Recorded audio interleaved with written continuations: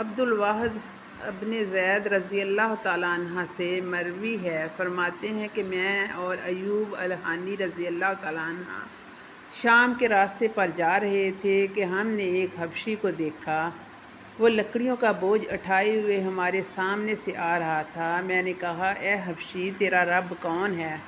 اس نے کہا، میرے جیسے آدمی کو تو یہ کہتا ہے۔ یہ کہہ کر بوجھ رکھ دیا اور آسمان کی طرف منہ کر کے کہا، اے پروردگار، اس کو سونا بنا دے۔ چنانچہ اسی وقت وہ بوجھ سونے کا بن گیا۔ پھر ہم سے کہا، تم اسے دیکھتے ہو؟ ہم نے کہا، ہاں۔ پھر کہا، اے اللہ، اسے لکڑی بنا دے۔ چنانچہ وہ لکڑی بن گیا جیسے کہ پہلے تھا۔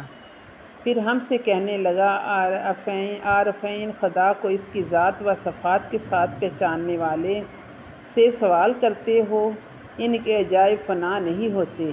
حضرت ایوب فرمانے لگے کہ میں اس حبشی غلام کی حالت دیکھ کر متحیر رہ گیا اور اس سے ایسا شرمندہ ہوا کہ کبھی کسی سے نہ ہوا تھا۔ پھر ان سے پوچھا، تمہارے پاس کچھ کھانے کو ہے؟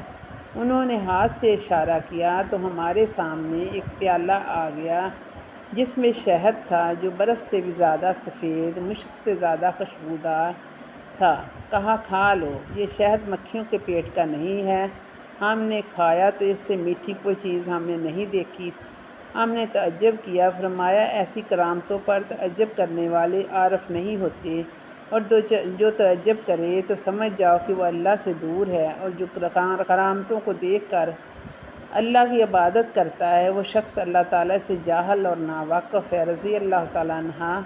میں نے یہ چھوٹا سا واقعہ آپ کو سنایا، امید کرتی ہوں کہ آپ کو پسند آیا ہوگا۔